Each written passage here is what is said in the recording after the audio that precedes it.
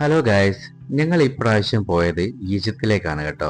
ഈജിപ്തിലേക്ക് പോവാന് ഒരു കാരണം എന്താണെന്ന് വെച്ചാൽ യൂറോപ്യൻ രാജ്യങ്ങളിൽ പോകുന്നതിനേക്കാളും ചെലവ് കുറവാണെന്നാണ് കേട്ടത്. അപ്പോൾ നമ്മൾ ഇന്ത്യക്കാർ ഈജിപ്തിലേക്ക് പോകുന്നതിന് മുമ്പ് കുറച്ച് കാര്യങ്ങളൊക്കെ ശ്രദ്ധിക്കേണ്ടതുണ്ട്.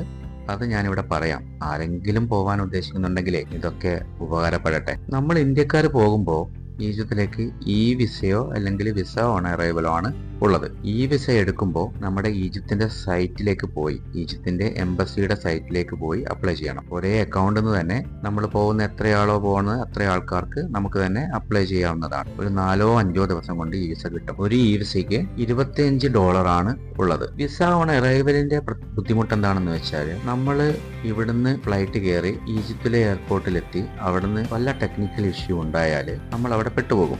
വിസ നമ്മുടെ കയ്യിലുണ്ടെങ്കിൽ ഇതിന്റെ ഒന്നും ടെൻഷൻ ഇല്ല. വിസ അപ്ലൈ ചെയ്യുമ്പോൾ ഒരു കാര്യം പ്രത്യേകം ശ്രദ്ധിക്കണം. നമുക്ക് ഗ്യാരണ്ടി ലെറ്റർ ആവശ്യമുണ്ട്. നിങ്ങളിപ്പോൾ ഒരു ടൂർ ഏജൻസി വഴിയാണ് അപ്ലൈ ചെയ്യുന്നതെങ്കിൽ എല്ലാ കാര്യങ്ങളും അവർ നോക്കിക്കോളും, നിങ്ങൾ ടെൻഷൻ അടിക്കണ്ട. പക്ഷേ നിങ്ങൾ സ്വന്തമായിട്ട് പ്ലാൻ ചെയ്യുന്നതാണെങ്കിൽ ആ ഗ്യാരണ്ടി ലെറ്റർ നിങ്ങൾ ഈജിപ്തിലെ ഏതെങ്കിലും ഒരു ടൂർ ഏജൻസിയായിട്ട് ബന്ധപ്പെട്ടിട്ട് നിങ്ങൾ സംഘടിപ്പിക്കേണ്ടതാണ്. ഞങ്ങൾക്ക് ഞങ്ങളുടെ കൂടെ ഒരു ഈജിപ്ഷ്യൻ വർക്ക് ചെയ്യുന്നതുകൊണ്ട് അയാൾ സംഘടിപ്പിച്ചു തന്നു. പിന്നെ ശ്രദ്ധിക്കേണ്ടത് എന്താണെന്ന് വെച്ചാൽ നിങ്ങളിപ്പോൾ ഒരു ടൂർ ഏജൻസി ഇവിടുന്ന് നമ്മുടെ നാട്ടിൽ നിന്ന് ബുക്ക് ചെയ്യുന്ന പോകുന്നതിനേക്കാളും എത്രയോ കോസ്റ്റ് കുറവാണ് നിങ്ങൾക്ക് അവിടുത്തെ ഒരു ലോക്കൽ ടൂർ ഏജൻസി ആയിട്ട് ബന്ധപ്പെട്ട് പോകുന്നത്. അക്കോമഡേഷനും ഫ്ലൈറ്റും നമ്മൾ ബുക്ക് ചെയ്യുക, ബാക്കി അവിടുത്തെ ലോക്കൽ ടൂർ ഏജൻസി അറേഞ്ച് ചെയ്യുക. ട്രാൻസ്പോർട്ട്, സൈറ്റ് സീയിങ്, ഗൈഡ് ഇതൊക്കെ അവിടുത്തെ ടൂർ ഏജൻസിയെ ഏൽപ്പിക്കുക. ഇങ്ങനെ ചെയ്യുന്നത് വഴി നിങ്ങൾക്ക് ഒരുപാട് ചെലവ് ലാഭിക്കാൻ പറ്റും. ഈജിപ്ത് പോകുമ്പോൾ ശ്രദ്ധിക്കേണ്ട വേറൊരു കാര്യം എനിക്ക് തോന്നിയത് അവിടുത്തെ ഒരു ലോക്കൽ ഗൈഡ് ഉള്ളത് വളരെയധികം നല്ലതാണ്. ഈജിപ്ത് ഒരു അറബ് രാജ്യമാണ്. അപ്പൊ അവിടുത്തെ മിക്കവാറും ആൾക്കാർ അറബിക്കാണ് സംസാരിക്കുക. ഇംഗ്ലീഷ് സ്പീക്ക് ചെയ്യുന്ന ഒരു ഗൈഡ് കൂടെ ഉണ്ടെങ്കിൽ നമ്മൾ